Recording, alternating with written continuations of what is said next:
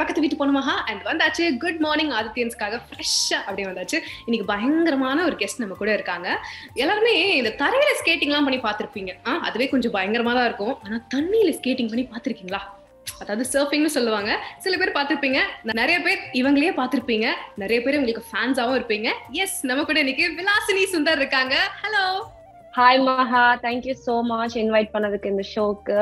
So Vilasini பத்தி சொல்லணும்னா அவங்க வந்து தமிழ்நாடுல the first female surfer அந்த ஒரு பெருமை வந்து நம்மளுக்கு கொடுத்திருக்காங்க.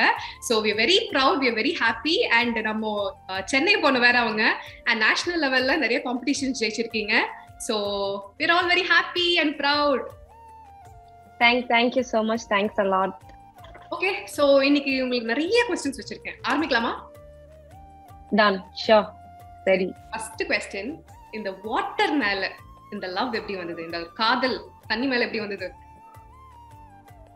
சின்ன பிள்ளைல இருந்தே I'm too involved in water. மெரினால தான், நம்ம மெரினா அந்த நீச்சல் குளம்னு வாங்கல, Marina swimming pool 100 meters pool சின்ன வயசுல இருந்தே பண்ண ஆரம்பிச்சாச்சு. ஸோ அந்த வாட்டர் ஃபியர் வந்து சின்ன பிள்ளைல இருந்தே கிடையாது. ஸோ ஸ்கூல்லயும் அப்படியே ஜாலியா ஸ்விம் கிளாஸஸ்லாம் இருக்கும், ஸ்கூல்லயும் அப்படியே பண்ண ஆரம்பிச்சாச்சு. அண்ட் ஓவரோட பீரியட் ஆஃப் டைம் நல்லா பண்றேன்னுட்டு காம்படிட்டிவா ஆரம்பிச்சாச்சு. ஸோ அந்த வாட்டர் ஃபியர்ன்றது வந்து சின்ன பிள்ளைல இருந்தே போயாச்சு. ஆல்மோஸ்ட் லைக் 2-3 yearsல இருந்தே போயாச்சு. ஓகே, சோ நீங்க ஸ்டார்டிங் வந்து ஆக்சுவலா ஸ்விம்மிங்ல தான் ஆரம்பிச்சீங்க இல்லையா? நிறைய அதுல மெடல்ஸ் எல்லாம் வாங்கிருக்கீங்க, கோல்டு மெடல்ஸ் எல்லாம் வாங்கிருக்கீங்க. அப்புறம் எப்படி வந்துட்டு ஸ்விம்மிங்ல இருந்து நீங்க சர்ஃபிங்க்கு மாறினீங்க? அந்த ஒரு சேஞ்ச் ஓவர் எதனால, ஏன்? 12th வரைக்கும் ஸ்விம் பண்ணிட்டு இருந்தேன். நான் நேஷனல் கேம்ப் பெங்களூர்ல இருந்து, சென்னையில இருந்து ஒரு 2-3 years மூவ் பண்ணி படிச்சுட்டு இருந்தேன். ஸ்கூலுக்கே போல, 9th இருந்து 12th வரைக்கும் வந்து ஸ்கூலுக்கே போல.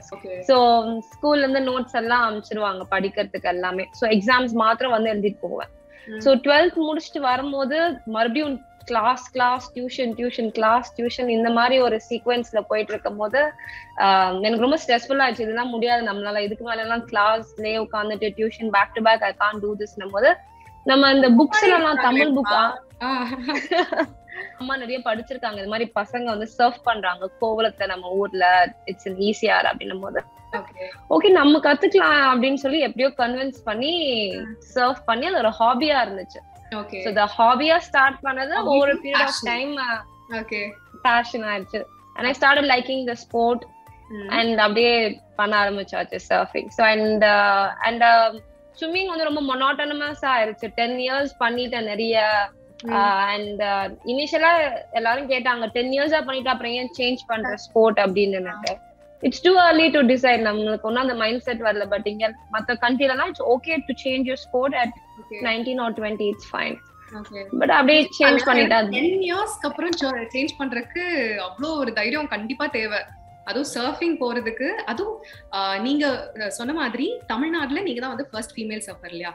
சோ கண்டிப்பா உங்களுக்கு நிறைய சேலஞ்சஸ் எல்லாம் ஃபேஸ் பண்ணிருப்பீங்க. ஏன்னா வந்து அப்ப நிறைய சர்ஃபிங் இன்ஸ்டிடியூட் எதுவுமே ப்ராப்பரா இல்லங்கிற மாதிரி சொன்னீங்க. சோ எப்படி கத்துக்கிட்டீங்க நீங்க? சோ அங்க கோல்ஸ் இருக்க பசங்க கிட்ட இருந்தா நான் மெயினா கத்துக்கிட்டேன். அங்க ஒரு மோட்டிவேட்மெண்ட், ஒரு கோச், ஒரு சின்ன ஹட் லெவல்ல தான் அது இருந்துச்சு. நான் போகும்போது ரிக்ஷால தான் தள்ளிட்டு போவாங்க கடலுக்கு. சோ அவங்க கிட்ட இருந்து அப்ப இன்ஸ்டிடியூஷன் மாதிரி எல்லாம் ரொம்ப ஒரு இருந்துச்சு, பட் ரொம்ப பெரிய லெவல்ல கிடையாது. சோ அவங்க கிட்ட இருந்து கத்துக்கிட்டதான், அங்க இருக்க பசங்க அண்ணாங்க கிட்ட இருந்து கத்துக்கிட்டதான் நான் சர்ஃபிங் ஸ்கில். ப்ராப்பர் கோச்சிங் மாதிரியோ ஸ்விம்மிங் மாதிரியோ மத்த ஸ்போர்ட் மாதிரியோ கிடையாது. So people who travel from abroad, அப்புறம் அங்க இருக்க பசங்க நிறைய சர்ஃபிங் வீடியோஸ் இப்படி பார்த்து தான் இனிஷியலா கத்துக்கிட்டது. So இப்போ we have coaches, இப்போ we have a very big surf school. We have like தமிழ்நாட்டிலே almost I think 8-9 surf schools இருக்கு. அதனால நீங்க அப்ப அப்படி கிடையாது. ஒரு லக்கி அது லாஸ்ட் 5-6 years பெரிய டெவலப்மென்ட் நம்மளுக்கு.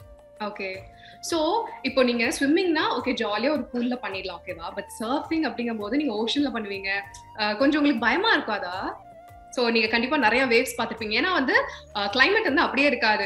ஒரு நாள் பயங்கரமா மழை வரும், செம காத்து அடிக்கும், வெயில் அடிக்கும். ஆனா அதெல்லாம் தாண்டி நீங்க உங்க ஸ்போர்ட் பண்ணணும்.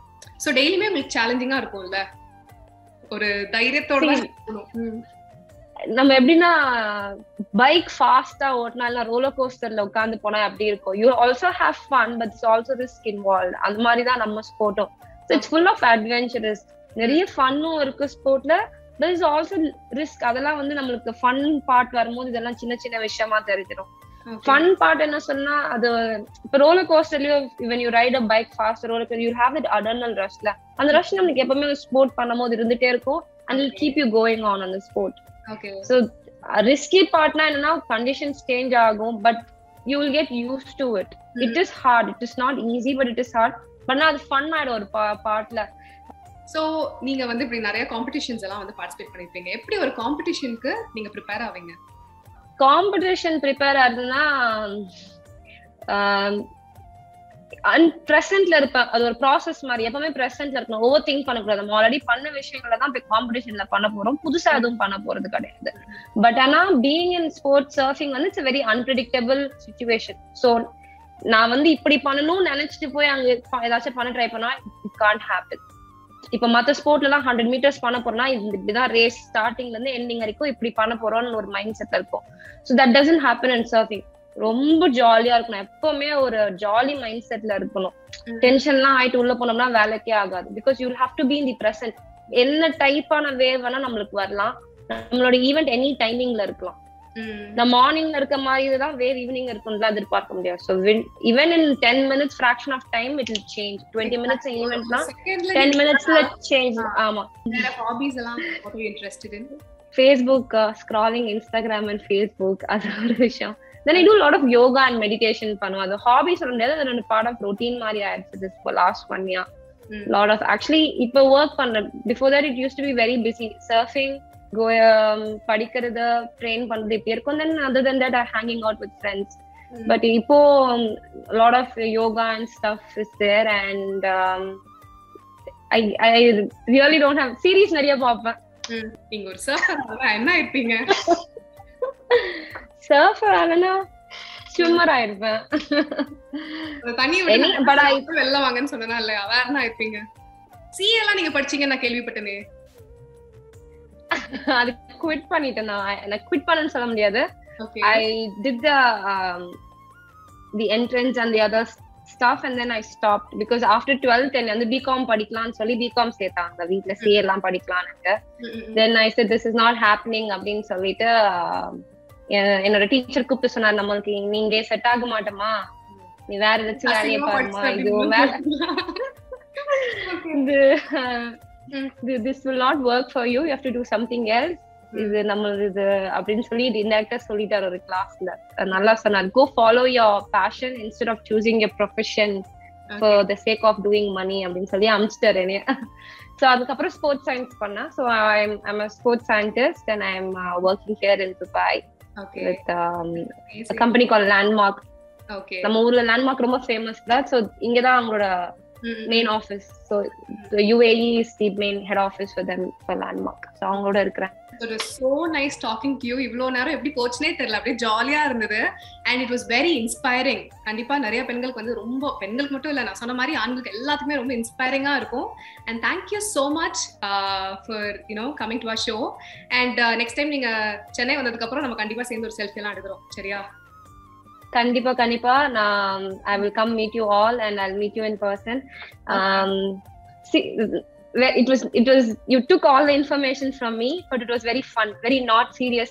Usually இந்த மாதிரி informations எல்லாம் கேட்பாங்க, it used to be very serious, but it had a lot of fun and thank you so much. இன்னைக்கு ஷோ செம்ம சூப்பரா போயிருக்கும், நீங்களும் பயங்கரமா என்ஜாய் பண்ணிருப்பீங்க அப்படின்னு நினைக்கிறேன். இதே மாதிரி வேற ஒரு ஷோல நான் உங்களை வந்து சந்திக்கிறேன். Okay, by.